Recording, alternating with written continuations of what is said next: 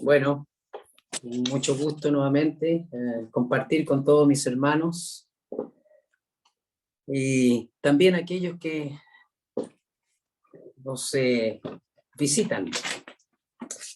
No sé si todos los que estamos aquí presentes podemos llamarnos verdaderamente hermanos, porque los hermanos somos los hijos del mismo Padre.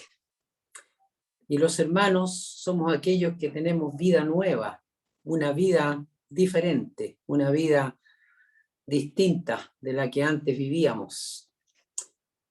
Estamos compartiendo algunos versículos de la Biblia que nos orientan precisamente en esta vida nueva. El apóstol Pablo, en su segunda carta a los Corintios, él dice claramente, de modo que si alguno está en Cristo, nueva criatura o nueva creación es. Las cosas viejas pasaron, y aquí todas son hechas nuevas. Qué maravilla poder decir. En mi experiencia, yo sé que las cosas viejas pasaron, que mi vida antigua quedó atrás. Estoy ahora viviendo una nueva vida. La nueva vida en Cristo. Estoy en Cristo. Pero es interesante que uno pueda pensar, analizarse a sí mismo, escudriñarse a uno mismo, pero a veces no es suficiente que uno se escudriñe a sí mismo. Necesitamos que la Biblia nos escudriñe, o sea, que la palabra de Dios, que Dios escudriñe nuestros corazones para que podamos efectivamente estar en la condición que Dios espera que estemos en su presencia.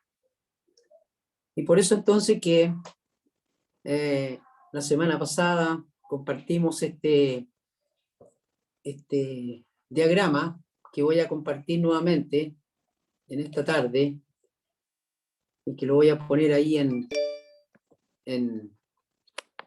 ustedes me dicen si lo pueden ver en pantalla, que se llama Evidencias de Nueva Vida. Sí, hermano. Me dicen, ¿se ve? ¿Se alcanza a ver? Bueno. ¿Qué evidencia que uno realmente tiene esta clase de vida que le permite disfrutar de la salvación, del perdón? Y a través de estas resurrecciones que tenemos en el Nuevo Testamento, la idea es ilustrar estas evidencias de aquella persona que está en Cristo. Y pienso que esto puede servir a los que ya tenemos la vida nueva, pero también a aquellos que aún no la tienen. Pablo, el apóstol, escribió a los Efesios y les dice, hablando del Señor, hablando de la obra de Cristo en sus corazones, dice, Él os dio vida a vosotros cuando estabais muertos en vuestros delitos y pecados. Muertos, apartados de Dios, sin vida espiritual, sin vida nueva. Y claramente el apóstol Juan dijo, el que tiene al Hijo tiene la vida, pero el que no tiene al Hijo de Dios no tiene la vida. De manera que en cada una de estas resurrecciones, la primera, la de Dorcas, que aparece en la primera columna, efectuada por la obra, por el instrumento que Dios utilizó el apóstol Pedro, y aparece el relato en Hechos capítulo 9, tenemos una cosa que podríamos llamar la primera evidencia. Dijimos que lo que se dice allí en el versículo 40 de Hechos 9 es que cuando esta Dorcas, esta mujer, fue resucitada, dice, abrió los ojos abiertos. Y si hay una cosa que Dios obra en la vida de aquellos que hemos experimentado esta nueva vida, es precisamente esto que podríamos llamar la iluminación, los ojos abiertos. pero no son los ojos físicos, es la visión espiritual, es la mirada de fe que nos hace disfrutar de cosas totalmente diferentes. Cuando miramos al Señor y llegamos a conocer la salvación. Entonces, eso estuvimos estudiando la semana pasada. La mirada de fe. Estuvimos considerando la percepción espiritual como los que ya conocemos al Señor. Hemos experimentado un cambio, una transformación tal que ahora podemos disfrutar de aquella obra que el Espíritu Santo ha hecho. La revelación que nos ha dado a conocer por la palabra y hemos experimentado esta iluminación, este poder ver espiritualmente las cosas que antes no veíamos. Estuvimos considerando de la visión espiritual y algo vimos, como en la experiencia de este ciego que aparece en Marcos capítulo 10, este llamado Bartimeo. Vemos cómo es un ejemplo del cambio que se produce en una persona cuando es iluminada. En el caso del ciego, recibió vista física y sin duda su vida cambió radicalmente. ¿Cómo no? ¿Cómo no le va a cambiar la vida a una persona ciega que recibe la vista? Y es lo que experimentó justamente este hombre llamado Bartimeo en los tiempos en que el Señor Jesús estaba aquí en este mundo. Y los resultados evidentes que vemos allí, y solamente voy a enfatizar algo porque quiero seguir con el segundo caso aquí en el diagrama, el caso de una niña que fue resucitada por el Señor, llamada la hija de Jairo, ahí en la segunda columna, una muchachita. Pero antes de llegar a eso, quiero solamente mencionar cómo en el ejemplo de Bartimeo tenemos resultados evidentes. Cuando allí en los versículos de Marcos capítulo 10, nosotros vemos algunos resultados de la experiencia de él. Hay cosas que él deja y hay cosas que encuentra. Por ejemplo, lo primero que dice ahí, que él, una vez que el Señor le dice, le manda a llamar, y aquellos que iban con él le dice, ten confianza, levántate, te llama. Es un hombre que estaba diciendo, Jesús, hijo de David, ten misericordia de mí. Nuestro Salvador amoroso no descuida, no es sordo al clamor de aquel necesitado. Y aquí dice entonces que él, arrojando su capa, se levantó y vino Jesús. Él arroja su capa. Él se despoja de aquella, podríamos decir, vestimenta o vestidura que le protegía, que le cubría. El apóstol Pablo, él, ahí en Filipenses capítulo 3, cuando él habla de su experiencia, ya no tanto de su experiencia en relación con alguna capa física que le cubriera, pero él dice, habla de Cristo y de cómo él se despoja de aquellas cosas que ahora las tiene por basura, y ser hallado en él, no teniendo mi propia justicia que es por la ley, sino que es por la fe de Cristo, la justicia que es de Dios por la fe. Y uno piensa en aquellas palabras que expresa el profeta Isaías cuando habla acerca de las vestiduras de justicia que cubren a aquel que es una persona que ya ha sido transformada o justificada por el Señor.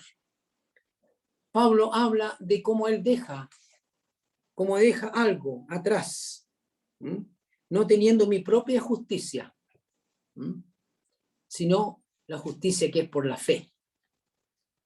Pero en la experiencia de Bartimeo, dejando la capa, también nosotros pensamos en cómo él deja a sus compañeros. Él estaba con otras personas. Él estaba sentado junto al camino y dice que cuando él empezó a hablar, muchos le reprendían para que callase, pero él clamaba mucho más. Es interesante que cuando uno es iluminado por el Señor, hay muchas cosas que abandona, pero tal vez una de las cosas más evidentes es que ya no tiene el interés de seguir con aquellos amigos que compartían su vida pasada. Y uno viene a conocer a un nuevo amigo, al Señor Jesús, y también se encuentra con otros que llegan a ser ahora sus hermanos en Cristo.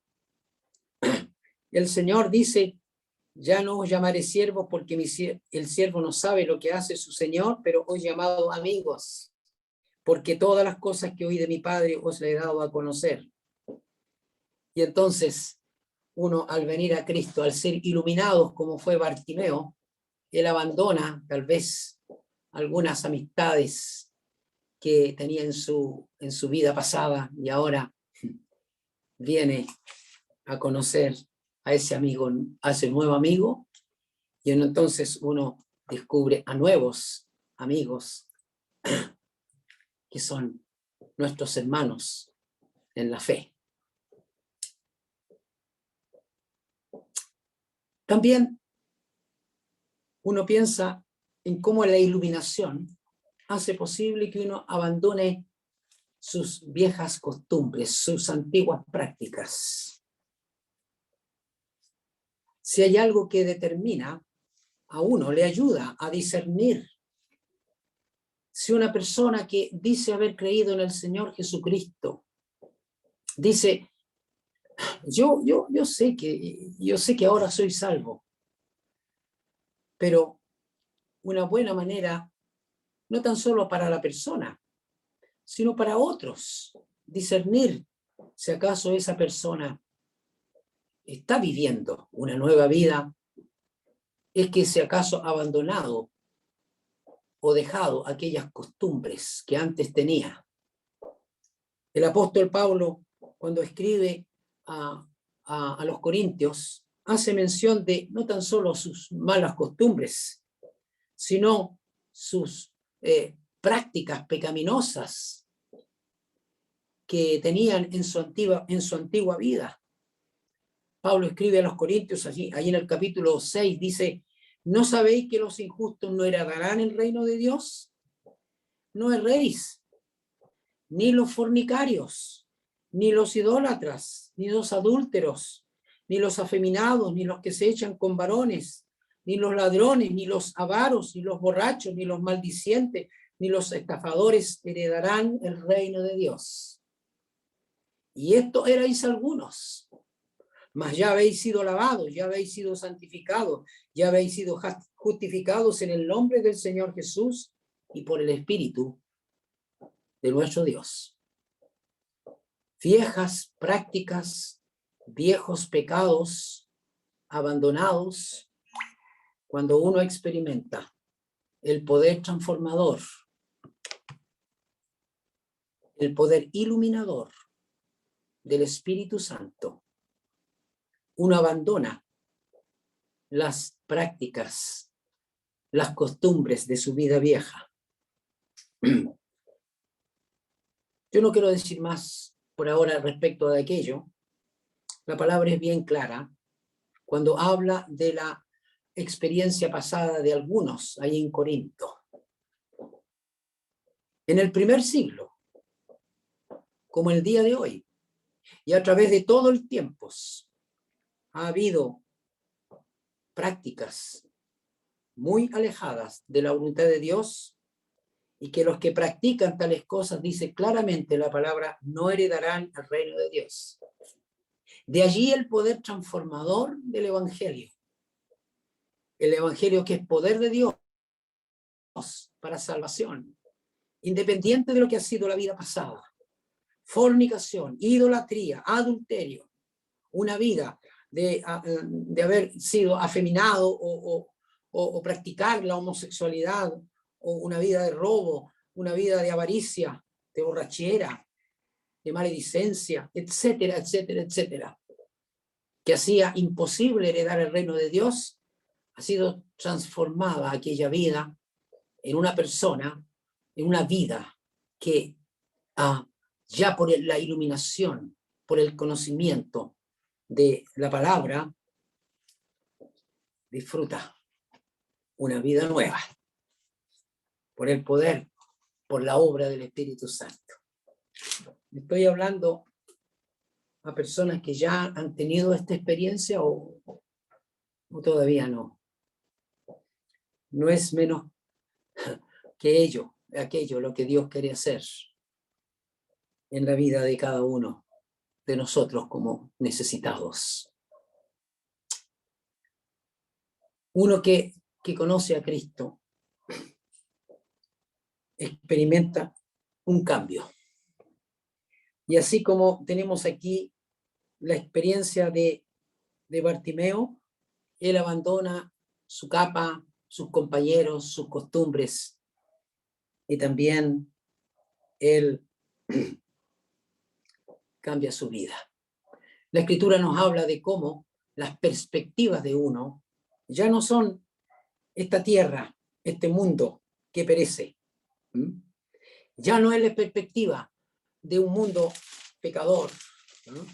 Fíjense que el Señor Jesús, allí en Marcos capítulo 10, iba pasando por Jericó, llega a la ciudad de Jericó, y el Señor le abre los ojos, le dice, tu fe te ha salvado, y enseguida recobró la vista y seguía a Jesús en el camino. Tiene a una nueva persona a quien seguir. Es lo mismo que sucede con un verdadero creyente. Por eso que Hebreos capítulo 11 nos habla de que aquellos que son de la fe somos como Abraham, aquel hombre que esperaba una nueva ciudad, una ciudad permanente, no aquí en la tierra, sino que la presencia del Señor, una nueva vida. ¿La tenemos cada uno de nosotros? Bueno, los últimos dos puntos los menciono. Ustedes después lo pueden seguir profundizando, pero los ojos de la fe nos enseña la Escritura que nosotros creemos para ver. No te digo, dice el Señor, que si crees verás la gloria de Dios. El creer nos hace posible ver. El mundo dice todo lo contrario. La gente incrédula dice ver para creer. La Escritura nos dice creer para ver. Si tú crees, si tú confías, vas a ver muchas cosas. Aquellos que ya creemos, podemos decir, es verdad, hemos visto, hemos comprobado cosas que de otra manera, sin la fe, jamás podríamos haber visto. Pero por la fe también nosotros creemos para conocer a aquel que es el que el Padre ha enviado. Por eso que los ojos de la fe nos hacen posible conocer aquellas cosas que de otra manera jamás podríamos conocer.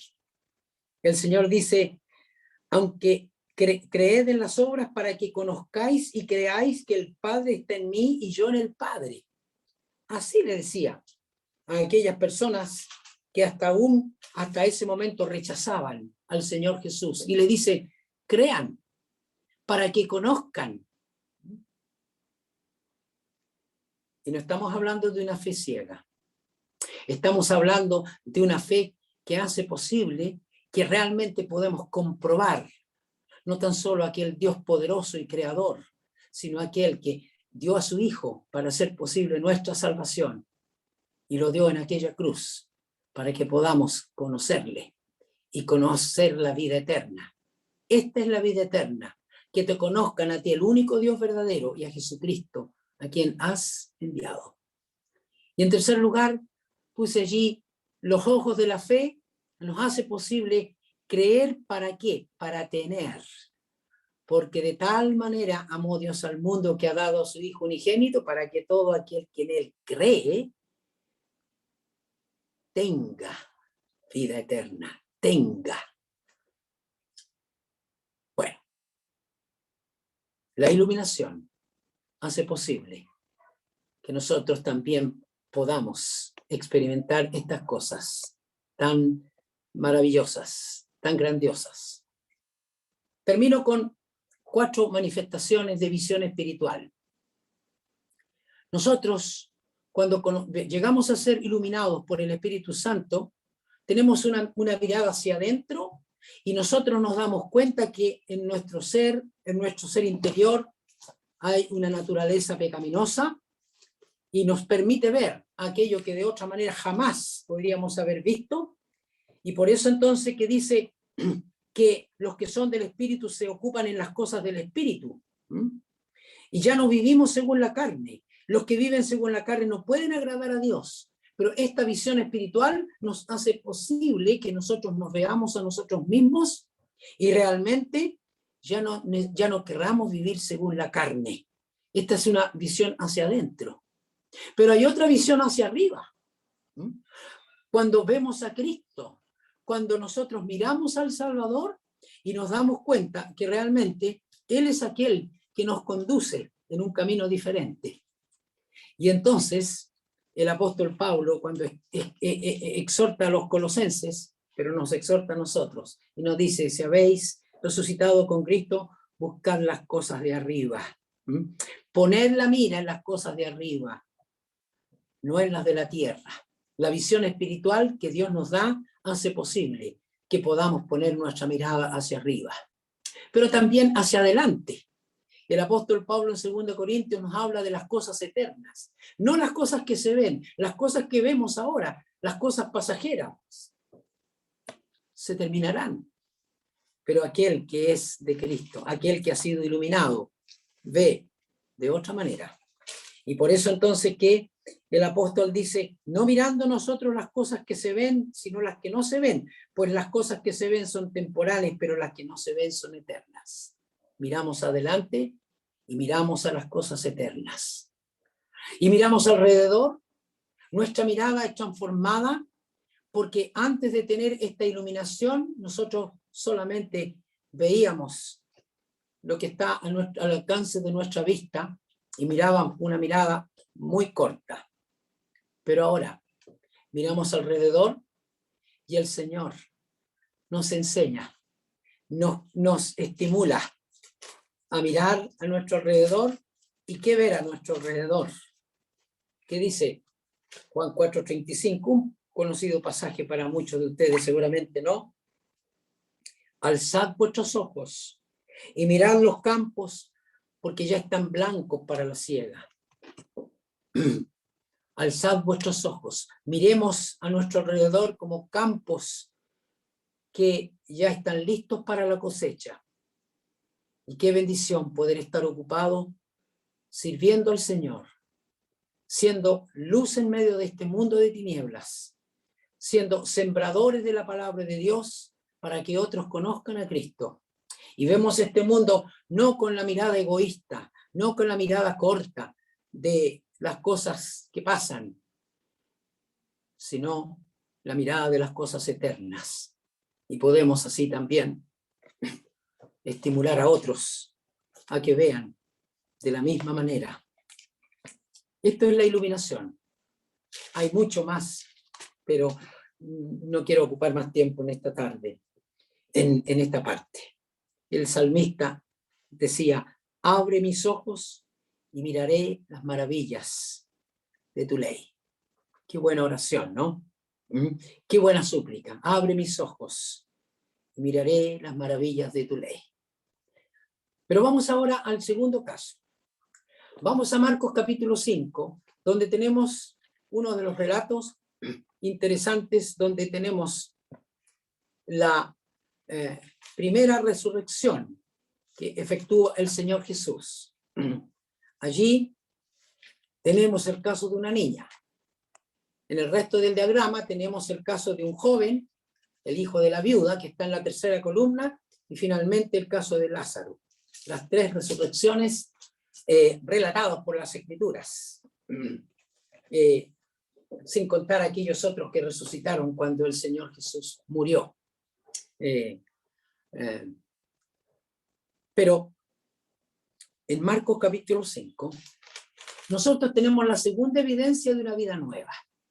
La primera decíamos que era la iluminación, cuando esta muchacha Dorcas abre los ojos y cuando la persona que escucha el mensaje que le trae a la vida, abre los ojos del entendimiento. Y ahora la segunda evidencia.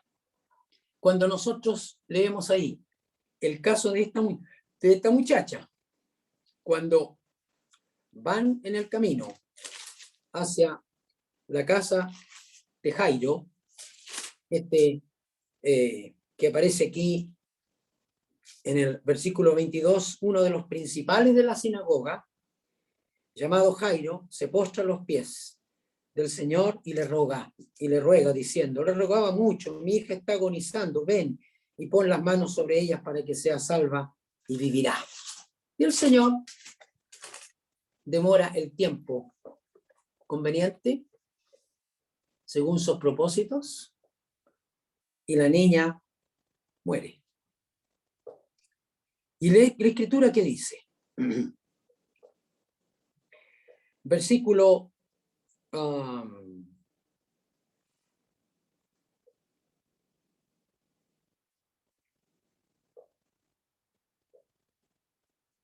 35. Mientras él aún hablaba, otro incidente de por medio que seguramente muchos de ustedes conocen, vinieron de la casa del principal de la sinagoga y diciendo, tu hija ha muerto, ¿para qué molestas más al maestro? Pero Jesús, luego que oyó lo que se decía, dijo al principal de la sinagoga, no temas, cree solamente. Y no permitió que le siguiese nadie, sino Pedro, Jacobo y Juan, hermano de Jacobo. Y vino a casa del principal de la sinagoga y vio el alboroto y a los que lloraban y lamentaban mucho. Y entrando les dijo, ¿por qué alborotáis y lloráis? La niña no está muerta, sino duerme. Y se burlaban de él, mas él echando fuera a todos, tomó al padre y a la madre de la niña y a los que estaban con él, y entró donde estaba la niña, y tomando la mano de la niña le dijo, Talita cumi, que traducido es, niña, a ti te digo, levántate. Y luego la niña se levantó y andaba, pues tenía 12 años, y se espantaron grandemente. Pero él les mandó mucho que nadie lo supiese, sino que se le diese de comer. ¿Cuál es la actividad propia que vemos allí? Una vez que ella resucita, se levantó y anduvo. Pero ¿qué quiero destacar a continuación? Que el Señor les dice que se le diese de comer. Y entonces un segundo aspecto que yo quisiera destacar, aprovechando el caso de esta segunda resurrección que vamos a considerar, es lo que llamamos la alimentación. La primera evidencia de vida nueva, decíamos, es la iluminación. La segunda es la alimentación. La tercera que aparece ahí en nuestro diagrama es la comunicación. Cuando este hijo de la viuda comienza a hablar. Y el último caso, yo le he puesto la palabra liberación, la liberación. Pero vamos a ver este caso de la alimentación.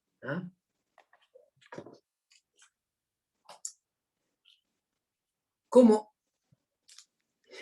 aquel que ha sido hecho una nueva criatura siente la necesidad de alimentarse. Como el ciervo brama por las corrientes de las aguas, así clama por ti, oh Dios, el alma mía. Mi alma tiene sed de Dios, del Dios vivo. ¿Cuándo vendré y me presentaré delante de Dios? Fueron mis lágrimas mi pan de día y de noche, mientras me decían todos los días, ¿dónde está tu Dios? Etcétera, etcétera. El salmista habla acerca de una necesidad grande de disfrutar de Dios, de la presencia de Dios. Él habla de la sed. Pero fíjense, aquí en este caso tenemos el alimento. El alimento que el Señor dice, dadles de comer. Es necesario para que esta niña siga desarrollándose en su vida. Pero quiero hacer énfasis en 5 cosas que aparecen allí. Primero, la visión del Señor. En segundo lugar, la voz del Señor. En tercer lugar, la preocupación del Señor. En cuarto lugar, las evidencias de vida. Y quinto, la alimentación propiamente tal. Aquel que ha sido hecho una nueva criatura se alimenta. El último punto, el 5, dice cómo aquel que tiene vida nueva tiene la necesidad de alimentarse. El Señor dijo, escudriñad las Escrituras, porque a vosotros os parece que en ellas tenéis la vida eterna y ellas son las que dan testimonio de mí.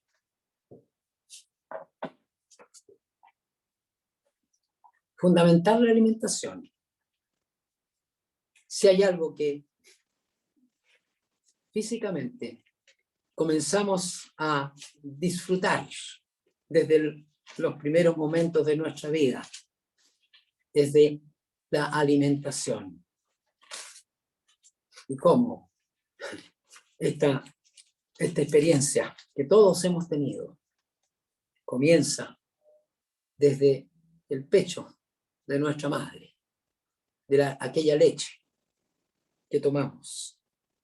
El apóstol Pedro dice, antes bien, creced en la gracia y el conocimiento de nuestro Señor y Salvador Jesucristo.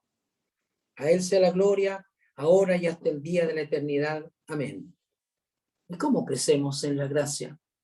¿Y cómo crecemos en el conocimiento de nuestro Señor? Alimentándonos de la palabra de Dios.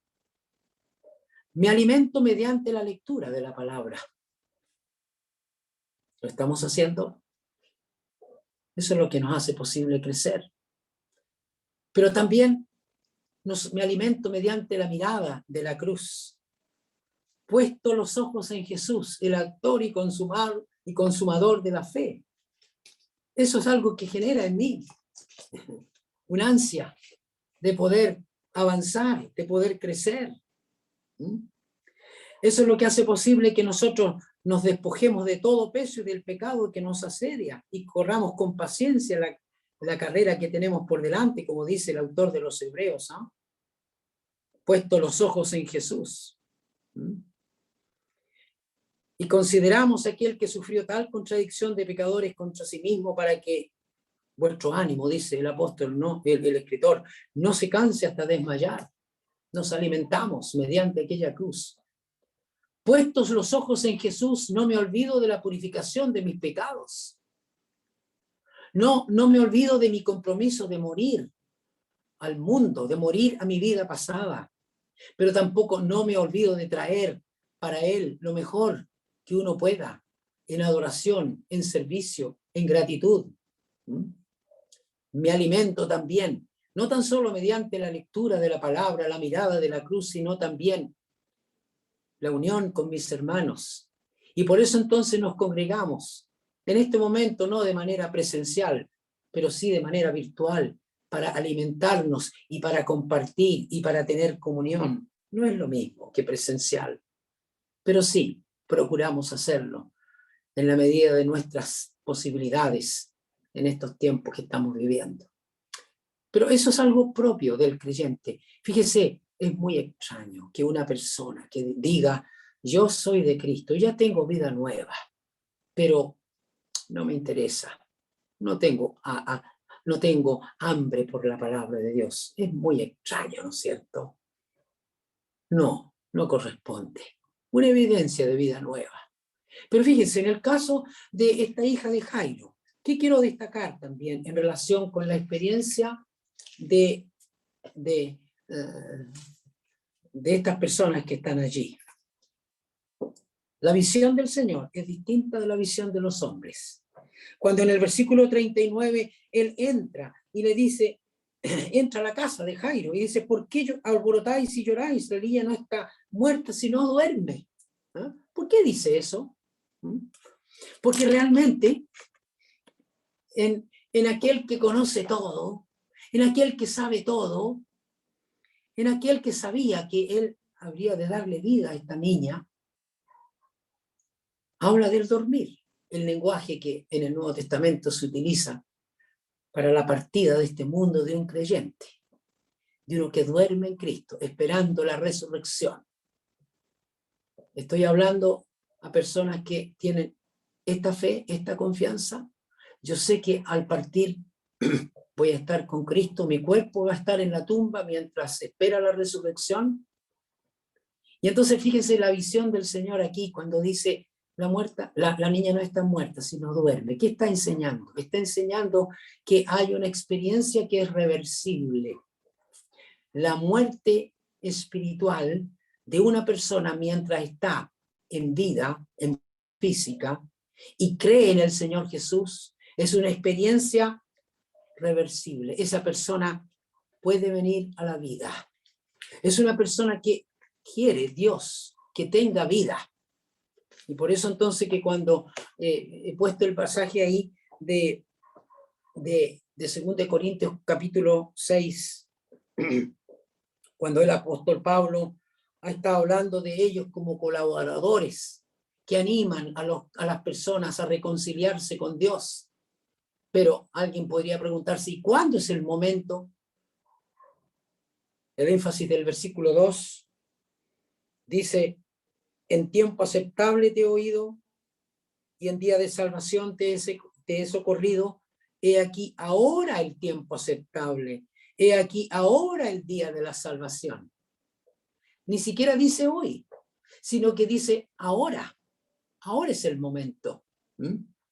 ¿Y cuál es la condición? Es lo que vemos allí en Marcos capítulo 5.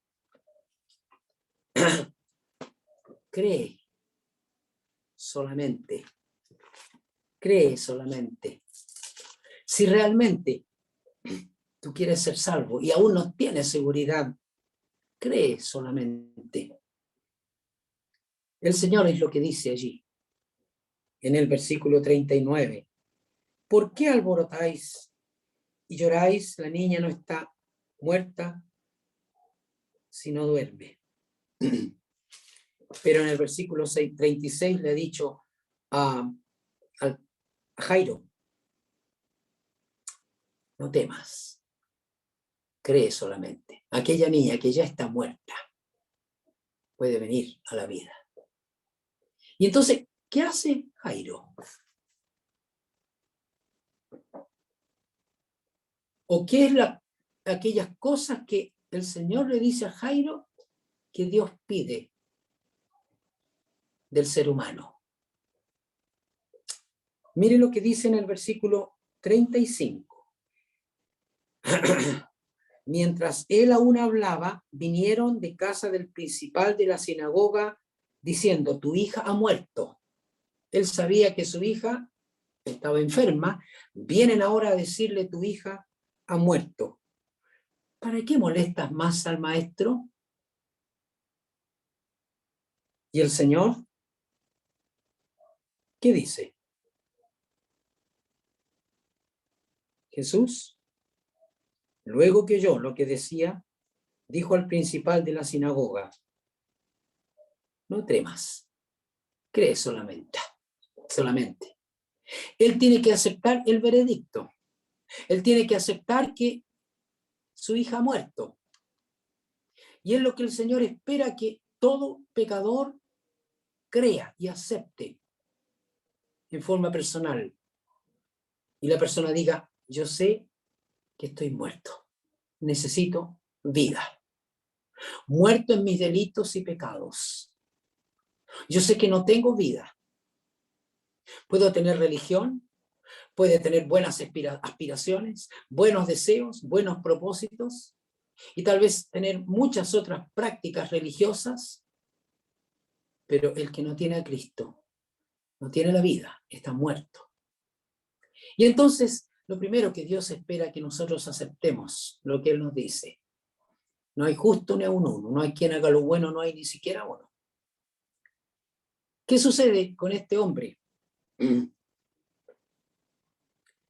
Con Jairo, junto con su esposa, la madre de la niña, entran a la casa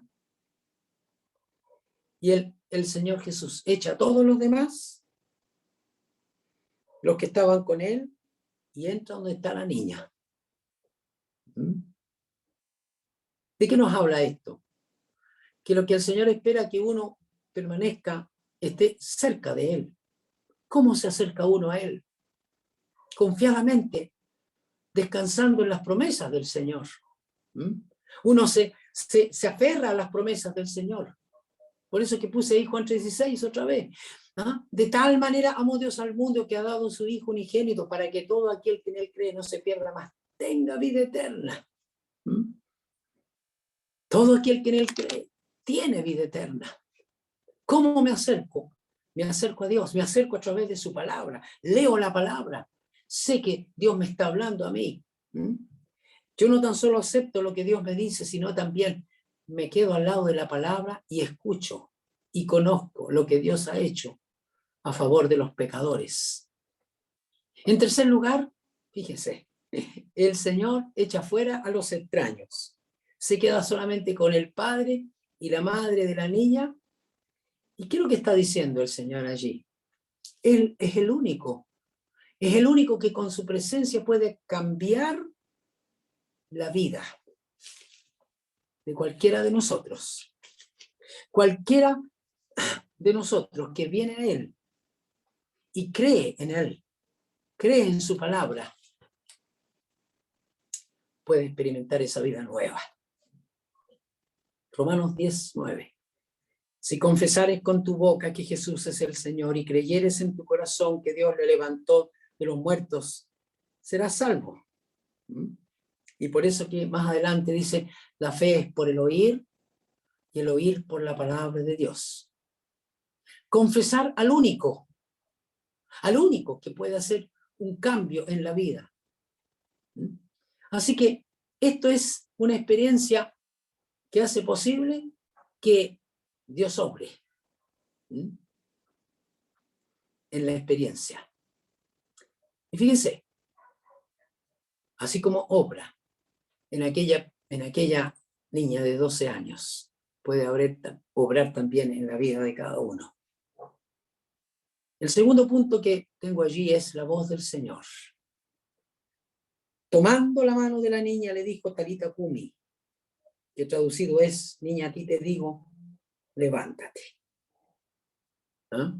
Ahí está la voz del Señor. Pide atención. Fíjense.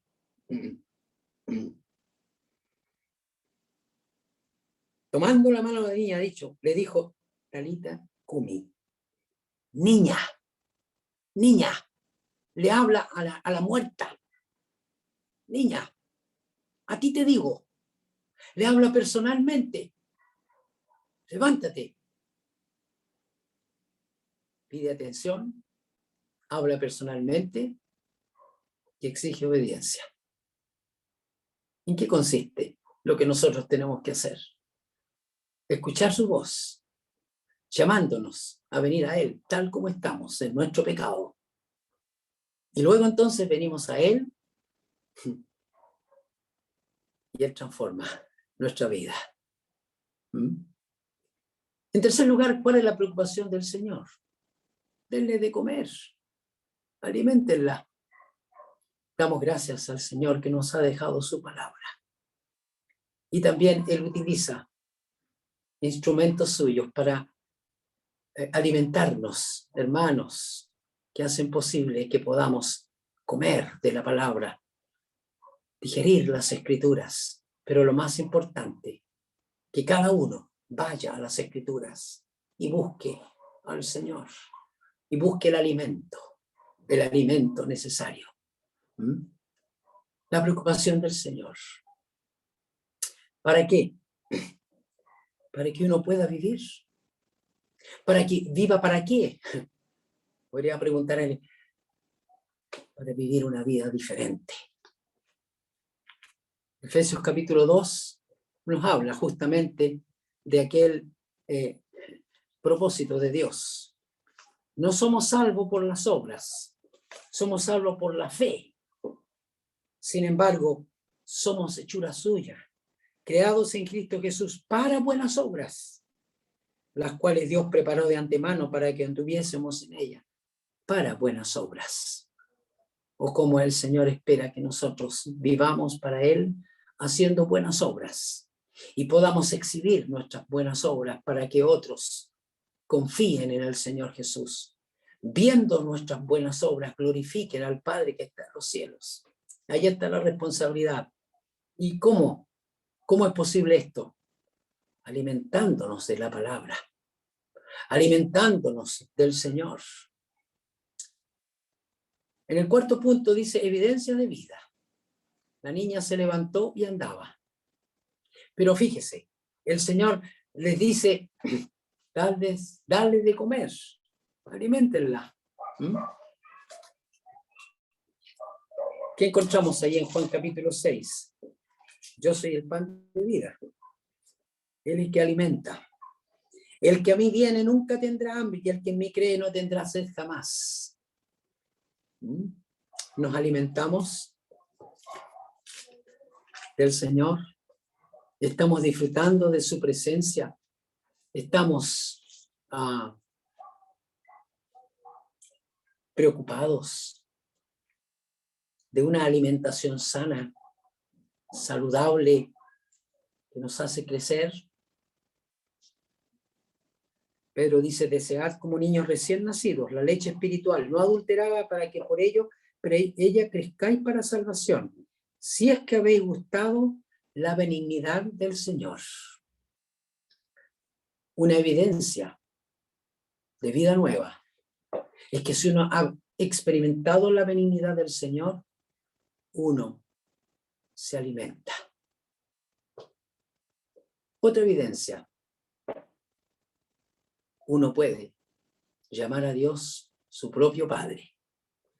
Uno se alimenta del Señor, uno le reconoce a Él desde el momento en que uno tiene nueva vida, tiene un Padre amoroso que le conduce, que le guía, que le sostiene, que le provee. ¡Qué maravilla! Pero también cuando uno se levanta y anda, en este caso puede alimentarse, al levantarse y andar puede nuevamente llamar a Dios, su Padre Celestial, pero también puede andar imitando a Cristo. Andar, siguiendo sus pasos, para la gloria de aquel que nos salvó. La niña se levantó y andaba. La gente se espantó grandemente cuando habían visto algo similar. Pero él les manda que nadie lo supiese. A él no le interesaba la fama en este mundo. Sí le interesaba que le diesen alimento a esta niña. Nos estamos alimentando, estamos evidenciando tener una vida nueva cada uno de nosotros. Estamos evidenciando que realmente el Señor ha cambiado nuestras vidas y estamos experimentando esta nueva vida en Cristo. Los dejo con estos pensamientos. Las evidencias de una nueva vida. Que cada uno se escudriñe a sí mismo, pero también que la palabra de Dios hable al corazón de cada uno para estimularnos al crecimiento espiritual. La obra de la iluminación, la obra de la alimentación, luego nos da paso a la obra de la comunicación y de una vida en libertad, como experimentaron estas otras personas que vinieron a la vida por el poder de nuestro Señor, de nuestro Salvador. Qué importante, mirar a donde es debido, mirar a la cruz, contemplar al Salvador y disfrutar desde ya de una vida nueva que Él quiere transformar. Termino con el versículo con que comenzamos. De modo que si alguno está en Cristo, nueva criatura es. Las cosas viejas pasaron y aquí todas son hechas nuevas. Y todo esto proviene de Dios. Sigue diciendo el apóstol, quien nos reconcilió consigo mismo por Cristo. Esperamos que esa sea la experiencia de cada uno. Muchas gracias.